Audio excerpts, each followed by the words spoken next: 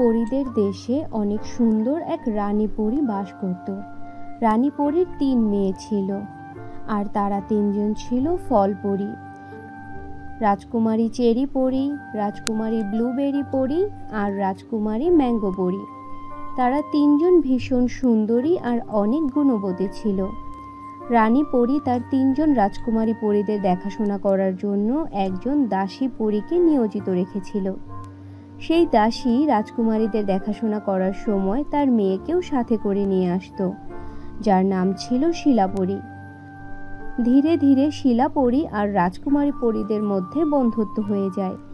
একদিন যখন 3 রাজকুমারী পরী সুন্দর করে সাজগোজ করে তৈরি হচ্ছিল, তখন তাদেরকে দেখে শিলাপরী তার মাকে বলে, মা দেখো, রাজকুমারীদেরকে কত সুন্দর দেখাচ্ছে, তাই না? আর তাদের গায়ের গাউনগুলো দেখো, কত কত সুন্দর। মা, মাঝে মাঝে তো আমার এই রাজকুমারীদেরকে দেখে অনেক হিংসা হয়। শিলাপরীর এই কথা শুনে তার মা তাকে বলে, মা শিলা, ওনারা রাজকুমারী আর ওরা অনেক সুন্দরীও, তাই ওনাদেরকে নিয়ে তোর হিংসা করা ঠিক না। আর এই সব চিন্তা ভাবনাও মাথায় আনা উচিত না, কারণ আমরা রাজকুমারীদের দাসী।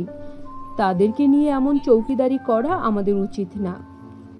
শিলাপরীর মা সব সময় তাকে বোঝায়, কিন্তু শিলাপরী কখনোই তার মায়ের কথা কানে নেয় না। অপরদিকে শিলাপরী আর রাজকুমারীদের বন্ধুত্ব আরো গভীর হতে থাকে। কিছুদিন পরে ফুলপরী রাজকুমারীদের বিয়ে ঠিক হয়ে যায় 3 জন সুদর্শন রাজকুমারের সাথে।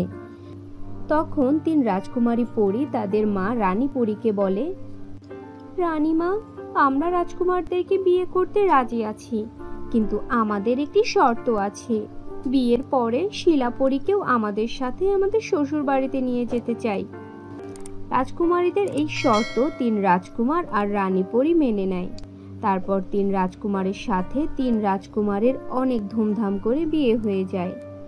বিয়ের পরে 3 রাজকুমারী শিলাপরীকে সাথে করে নিয়ে শ্বশুর বাড়িতে যায়। রাজকুমারীদের শ্বশুর বাড়িতে পৌঁছানোর পরে শিলাপরী তাদেরকে বলে, রাজকুমারী, আপনাদের 3 জনের রাজমহল তো অনেক বড়, আর 3 রাজকুমারও কিন্তু দেখতে ভীষণ সুন্দর।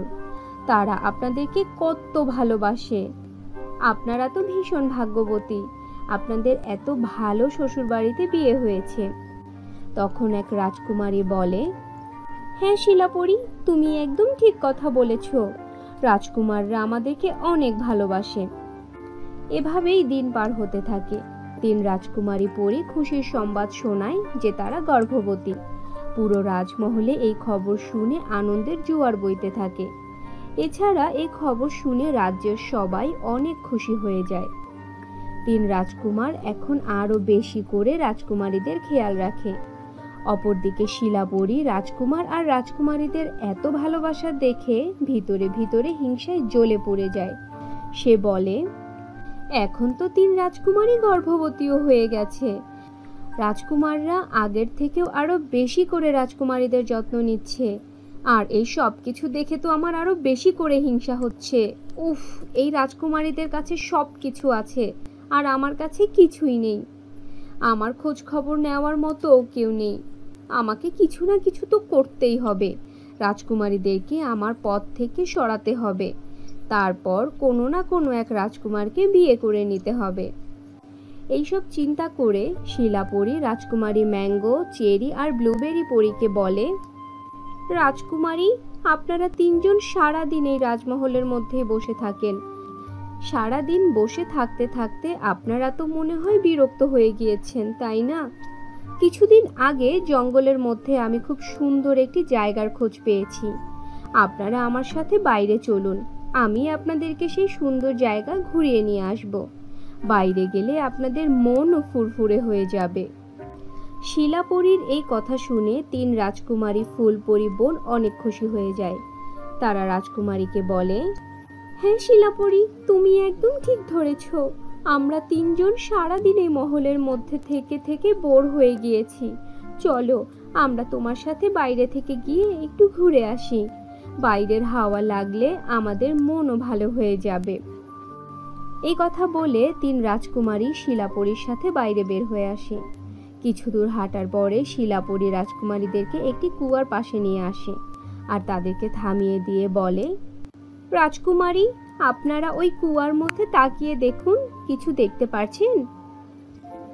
তারপর শিলাপরির কথা মতো রাজকুমারীরা কুয়ার ভিতরে উঁকি মারে।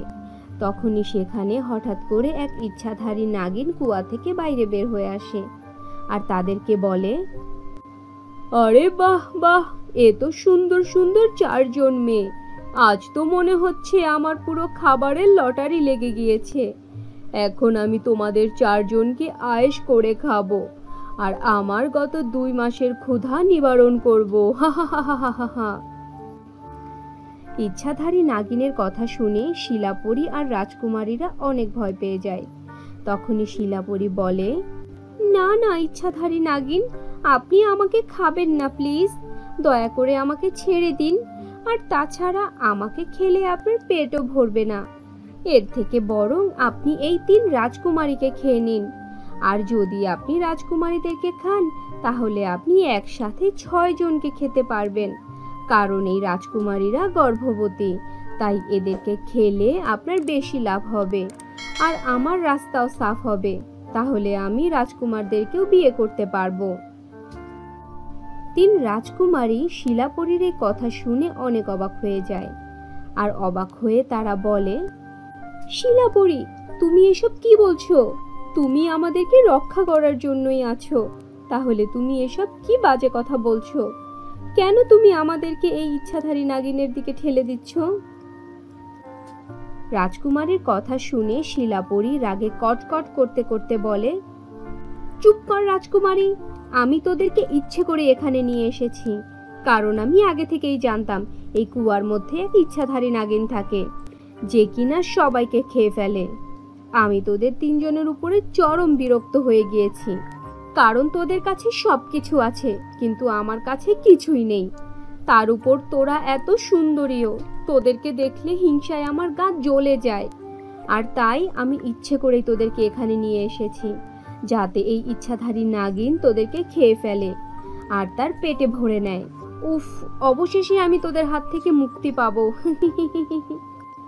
ইচ্ছাধারী নাগিন তাদের সবার কথা শুনে তার নাগমণির জাদু শক্তির সাহায্যে শিলাপরি আর রাজকুমারীদের সম্পর্কে যাচাই করে নেয় যে তাদের মধ্যে কে ভালো আর কে খারাপ।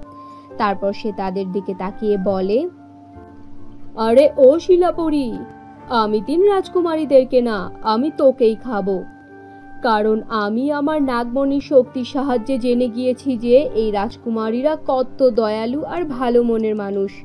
কিন্তু তুই তো শুরু থেকেই রাজকুমারীদেরকে নিয়ে হিংসা করে আসছিস আর তুই সব সময় রাজকুমারীদেরকে ক্ষতি করতে চেয়েছিস।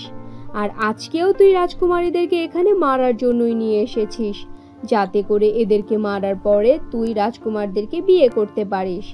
আর তাই এখন আমি তোকেই খাবো। তারপর ইচ্ছাধারী নাগিন শিলাপরিকে খেয়ে ফেলে আর 3 জন রাজকুমারীকে সহি সালামতে রাজপ্রাসাদে ফিরিয়ে নিয়ে আসে। এভাবে কয়েক মাস পার হয়ে যায়।